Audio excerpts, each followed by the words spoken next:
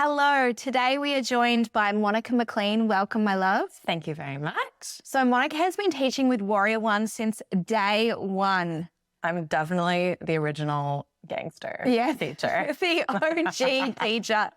So for those of you who don't know, we opened Warrior One nearly 9 years ago and Mon literally was teaching there the first week. So Sure was. it's such a pleasure to have you here today. So many memories. Even just you saying that, I just think back to Dustin's master spider bite, day one. Yeah. It was a very wild ride those first few months. Yeah. But yeah, it's really, really great to have you here. So if you haven't been to Monica's class yet, you have missed out. It is a journey, if you could say that. So before we kind of dive into what we're going to talk about today, tell us a little about you. We know that you're a mama, a wife, you've got a beautiful fur baby, but tell us a little bit more about your background with how many years you've been teaching and also your studies.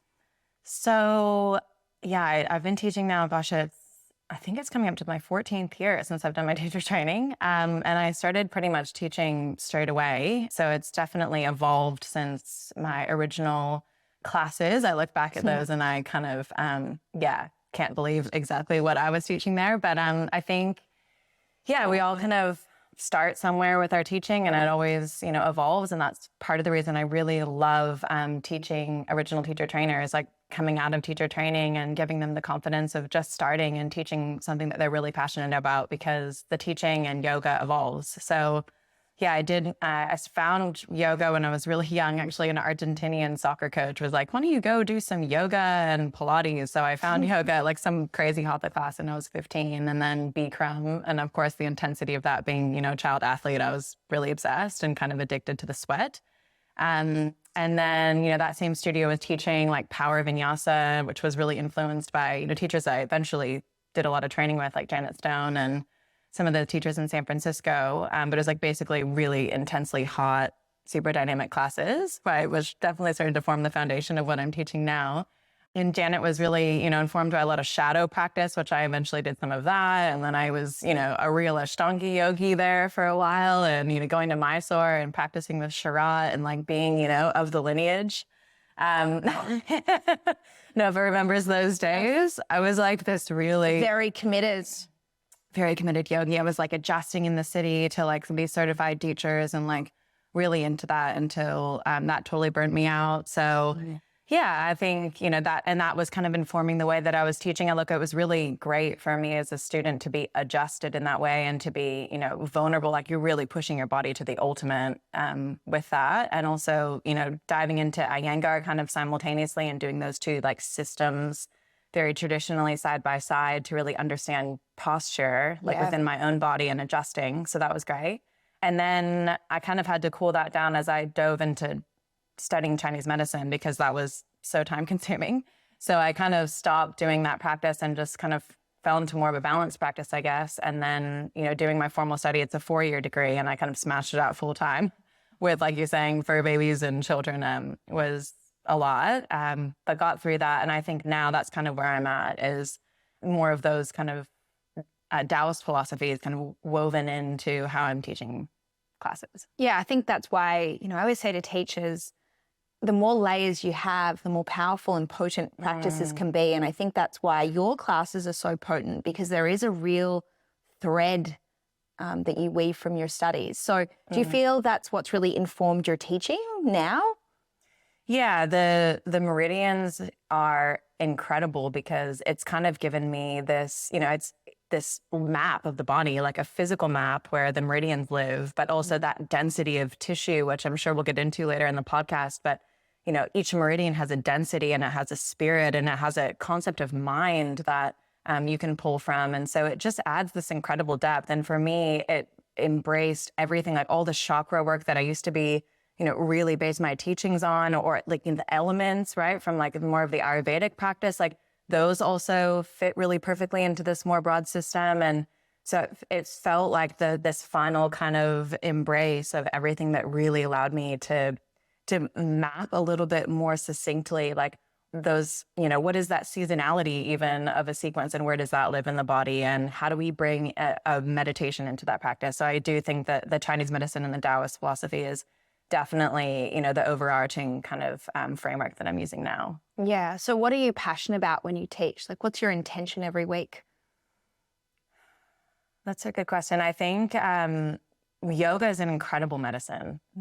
Movement is an incredible medicine. And when we see it like that, then the class can be so transformational for people and so healing in a way. Like the movement, I mean, posture in its very nature is going to bring in a meridian. And we can talk to, how that may be affected in your body and really start to work with that. So I think for me, it's like, can that practice be healing for that person? This point in time, is it relevant for where we are in the time of day and the season? Like I often bring in those kind of concepts too, to make it just more relevant for what we're all experiencing. Yeah.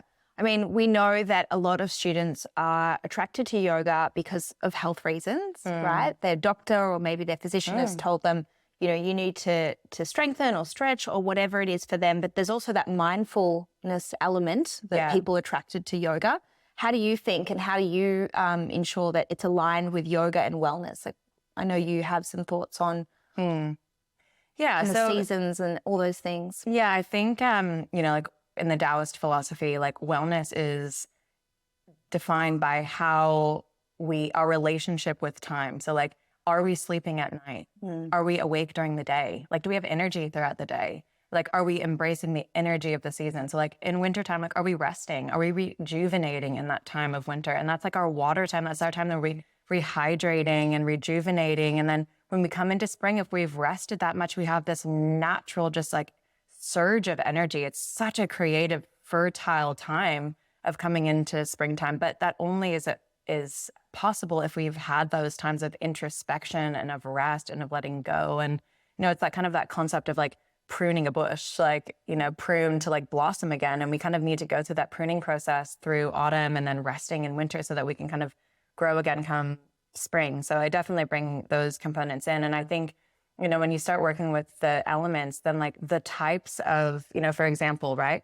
Spring is all about vision. And so you can bring in a lot of like visual meditations in, which I might not do in like wintertime, which is much more about space. So those meditations and the mindfulness aspect are how much space, how much, stillness can we experience within those meditations in wintertime? Whereas, the ones that are, meditations that are spring are much more about, what are we bringing forth? What are we creating? How can we visualize something? Can we go on this journey of like walking through a forest and really invoking those kind of senses and being, drawn to beauty and moved by beauty and bringing beauty into the class and the way that we're holding the body even in our, the hands and making that even like artwork come springtime. So like those kind of concepts do add a lot of depth. And you could like, I get really excited by that. And I think when I've embraced that, it's like, it's just so much creativity. There's so much, there's so much endless kind of ways that things can be spun out as opposed to like, really structured kind of classes. I think it's so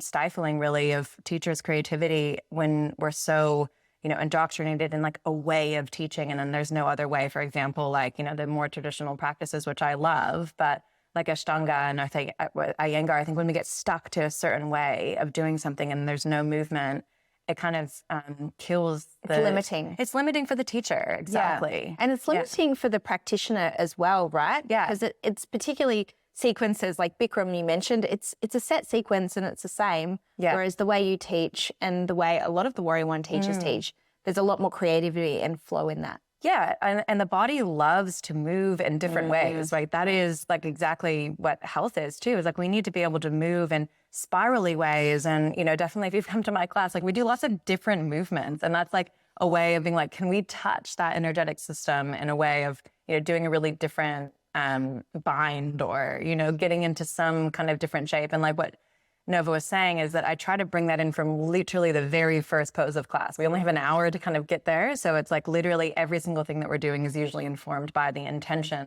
of the class. Yeah, you do have different movements. For those that you obviously weren't here, but Monica was just downstairs in my kitchen stretching and she said to me, how good is kitchen stretching? Like it's a thing. Kitchen yoga. Kitchen is a good pull, right? And like I often do those in class. I'm like, how can we recreate this like pulling action, right? But side body stuff. Yeah, I mean like yoga can be everywhere. And I think that that's also what's so empowering when you come to class is like the teachings of class, and especially these Taoist teachings, and really like, you know, most of the way that the Warrior One teachers are informed by, you know, chakras and everything like that, it's like, it changes the lens of the way that you see your body in the world, you know? And I think that that's what's profound. It's not how you're delivering or how you're experiencing your body on the mat. It's like, wow, this practice is actually changing the way that I live my life. And I think that that's so awesome. And like these ancient teachings like just are so clear and so profound. And I think if you can read those and translate them through your body and deliver them, you know, in a felt experience, it's like they've changed you. They're changing the people that are in your space too. And I think that's what the coolest thing is about yoga and how it does really invoke wellness.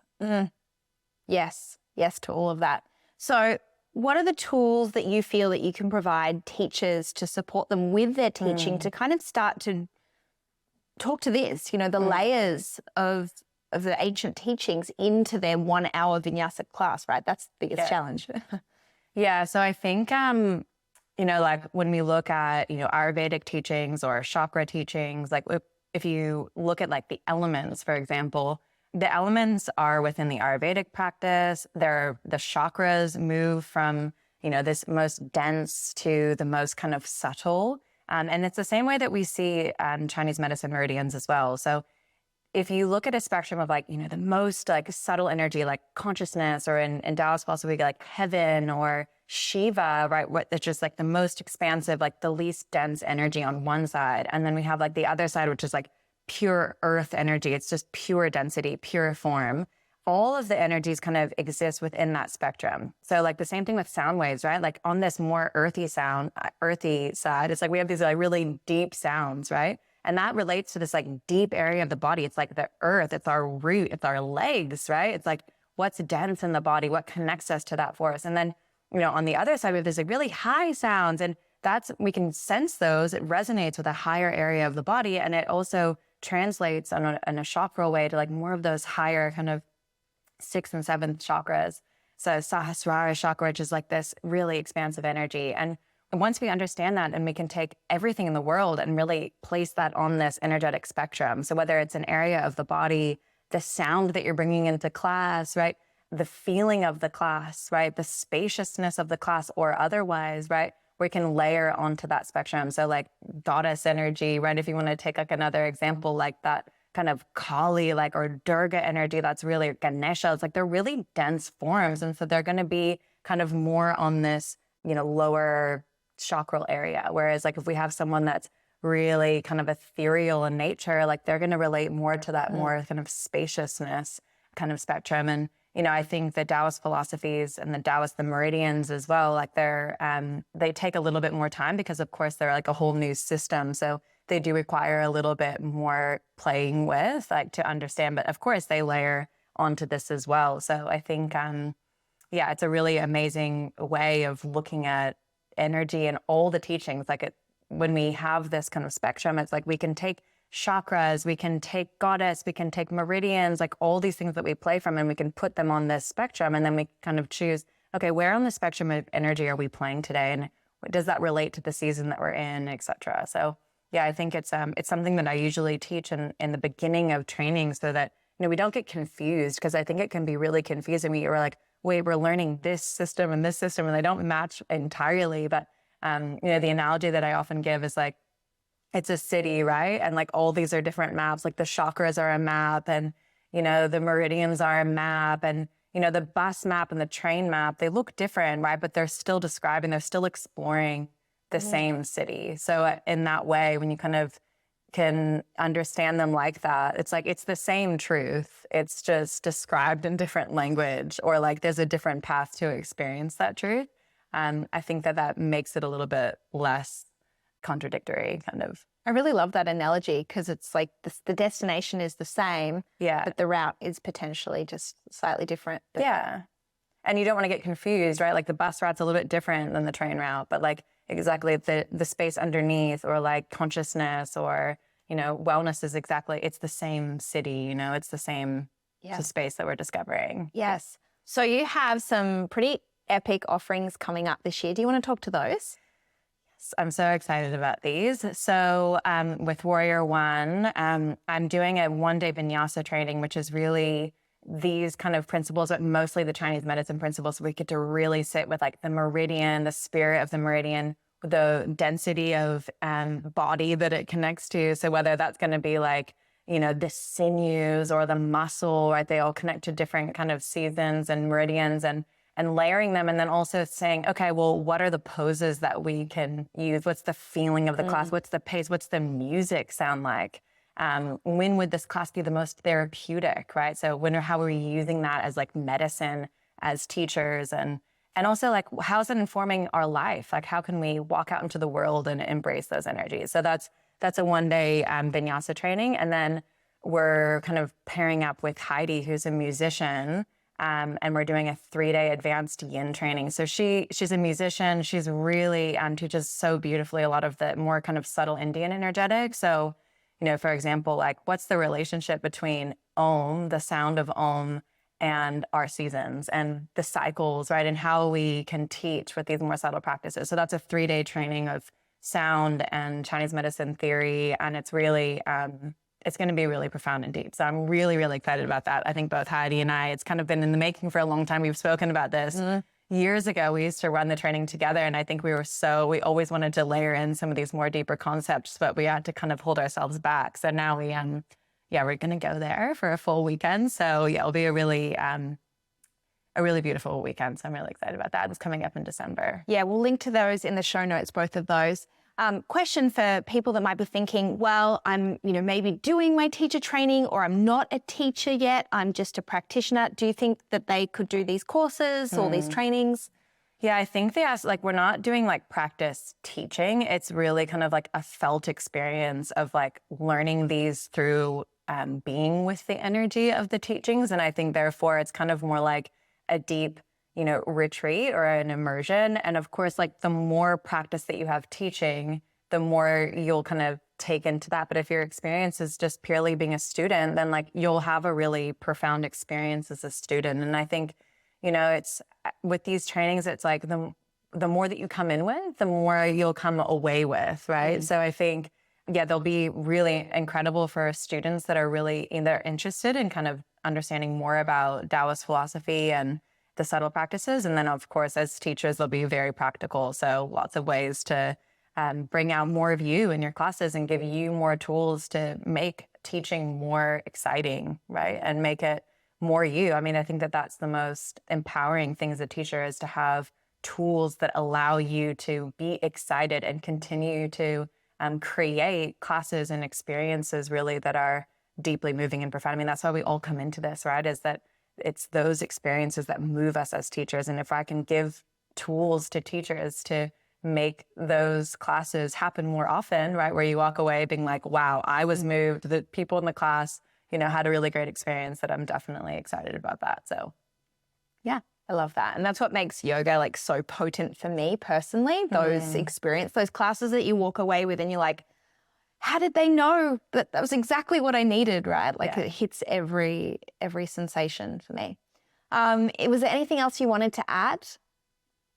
I guess just it's been such an incredible journey. Like, I guess walking alongside, Nova and Dustin, and how this studio's evolved. And I guess we're just kind of blossoming in our own way together. And it's just it's an honor to, continue to work and share and collaborate together. So thank you. I agree.